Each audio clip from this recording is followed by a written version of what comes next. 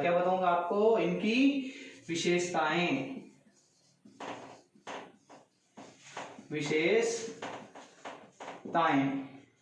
वैसे देखा जाए तो इसकी खूब प्रकार की विशेषताएं होती हैं, लेकिन मैं आपको विशेषता बताते हुए उसके साथ साथ उनके थोड़ा सा विस्तार भी आपको मैं उसका बता दूंगा।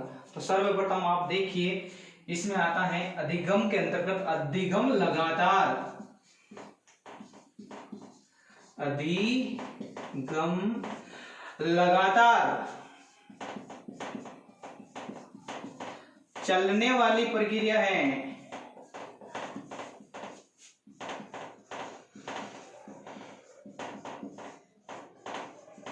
चलने वाली प्रक्रिया है। अधिगम क्या है? लगातार चलने वाली प्रक्रिया है। अब ये किस प्रकार से, तो अब मैं इसको समझा देता हूं आपको। अधिगम लगातार चलने वाली प्रक्रिया यानी कि इसमें सीखना व्यक्ति जन्म से अबोध शिशु होता है उस समय से लेकर वृद्ध होता है तब तक व्यक्ति अपने जीवन में लगातार सीखता ही रहता है। तो इसलिए इसमें कहा गया है कि लगातार चलने वाली प्रक्रिया है सीखना। क्या है? लगातार चलने वाली एक प्रक्रिया है, इसलिए इसकी ये विशेषता बताई गई। उसके बाद दूसरी विशेषता है जैसे अधिगम, तो ये बता देगा। अधिगम की दूसरी विशेषता है वो है आपके अनुकूलन। अनुकूलन प्रक्रिया। क्या है?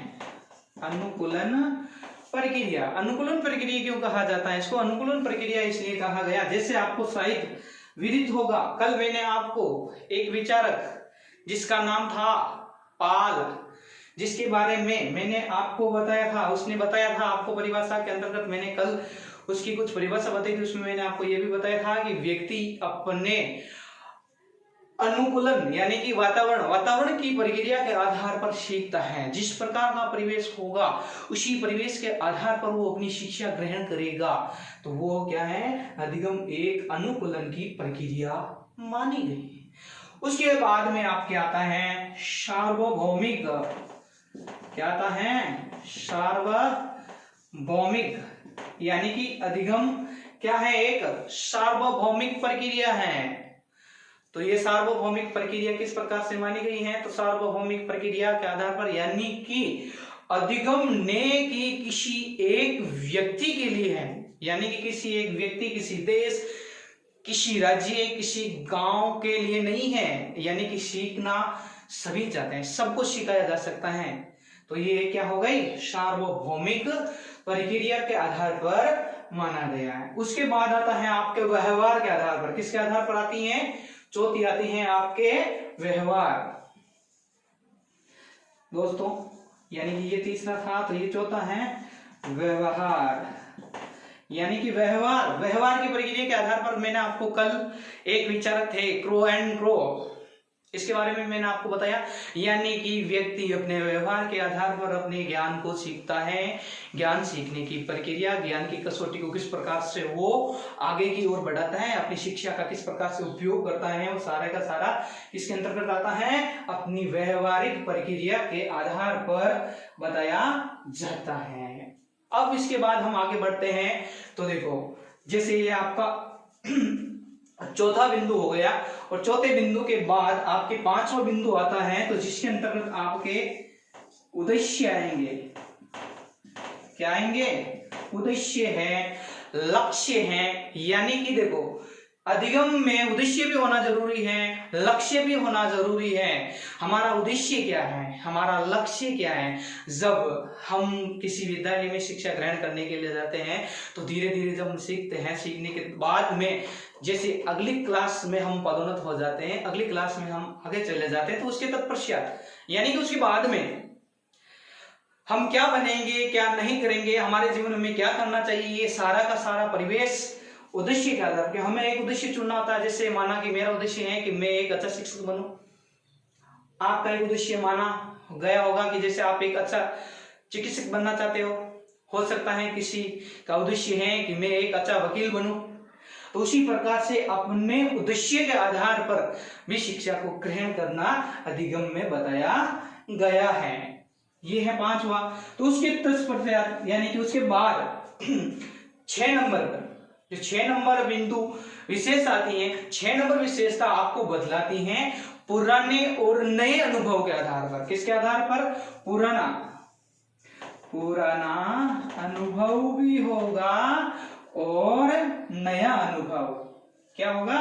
नया अनुभव। पुराना और नया दोनों अनुभव। यानी कि पहले हमने क्या सीखा, जिस प्रकार से जब एक विद्यार्थी होता है अधिगम के माध्यम से पढ़ता है, पहली कक्षा में उसने क्या सीखा, द्वितीय क्लास में गया तो उसने क्या सीखा, उसके बाद जैसे अगली क्लास में जाएगा तो उसमें उसने क्या सीखा, ये सारी की सारी प्रक्रिया उसी के आधार पर पुराना ज्ञान भी हमें याद है और नए ज्ञान की ओर भी हम बढ़ते हैं, वो पुराना और नया अनुभव के आधार पर हो जाता है। तो ये आपके 6 प्रकार इस लगभग मैंने आपको पहले अभी बताए हैं। उसके तत्पश्चात आपके आता है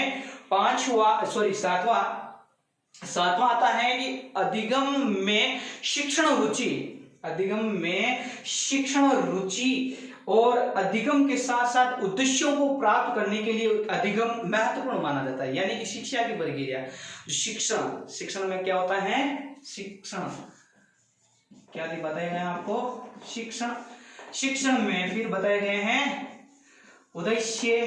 ठीक है, तो अधिगम के माध्यम से हम प्राप्त करेंगे शिक्षा से हम जैसे निरंतर आगे बढ़ते जाएंगे तो हमारे उद्देश्य भी बनेंगे और जैसे जैसे हमारे उद्देश्य की प्राप्ति के लिए हम आगे बढ़ेंगे तो ये अधिगम हमारे लिए, यानी कि जो हमारे द्वारा प्राप्त किया गया जो ज्ञान है वो हमारे लिए बहुत ही अति महत्वपूर्ण माना जाएगा। उसके बाद आता है आपके 8वें नंबर पर माना जाए तो 8वीं विशेषता क्या है, अधिगम का स्थानांतरण। क्या आएगा, अधिगम का स्थानांतरण।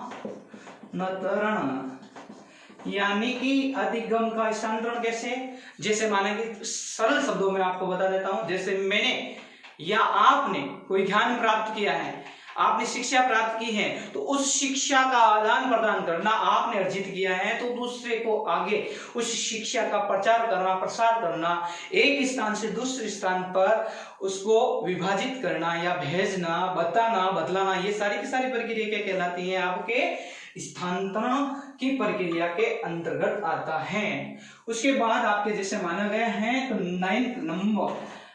9 नंबर बिंदु आता है आपके विवेकपूर्ण। क्या आएगा आपके इसके अंतर्गत आता है विवेकपूर्ण।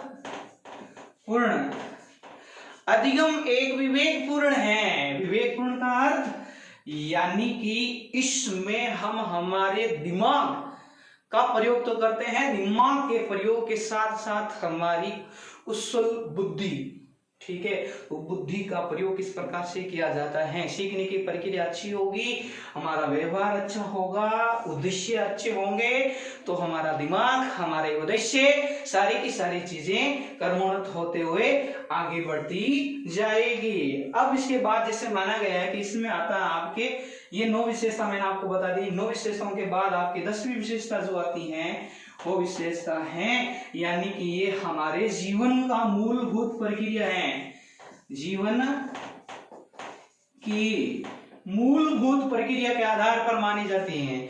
यानी कि जीवन का मूलभूत आधार कैसे माना गया है कि हमें हमारे जीवन में क्या बनना है, हमें हमारे जीवन में आगे क्या करना है, हमारे जीवन में हमारा क्या लक्ष्य है, ये सारी की सारी चीजें अधिगम शिक्षा के माध्यम से ही हम प्राप्त कर सकते हैं। उसके बाद आप जैसे आगे बढ़ते हैं तो उसके अंतर्गत आप क्या आता है सर्वांगीण विकास। क्या आता है, इसके आधार पर सर्वांगीण विकास भी हमारा होता है। सर्वांगीण विकास यानी कि अधिगम के आधार पर सर्वांगीण विकास भी माना जाता है, यानी कि बुद्धि कौशल के आधार पर सभी का विकास होता है, धीरे धीरे अग्रसर होते जाते हैं और इसके आधार पर हम शिक्षा ग्रहण करते हैं। उसके बाद आप जैसे माना कि एक बिंदु और बता देता हूं, इसकी 12वीं विशेषता, ये सक्रिय है। क्या है, अधिगम सक्रिय है। अधिगम को सक्रिय क्यों माना गया, सक्रिय यानी कि ये निरंतर बढ़ता रहता है। आप बचपन में थे, बचपन से आप विद्यालय के और अग्रसर हुए, विद्यालय के बाद आपने अपनी जीवन शैली को चुना, जीवन शैली के बाद आप वर्ध हुए, लेकिन ये शिक्षा, ये अधिगम लगातार सक्रिय रहा है, आगे बढ़ता रहा है। इसी के आधार पर इसको हम सक्रिय कहते हैं। क्या कहते हैं? सक्रिय। उसके बाद आपके जैसे 13 नंबर जो बिंदु आता है, अधिगम चेतन। क्या है? अधिगम चेतन और अचेतन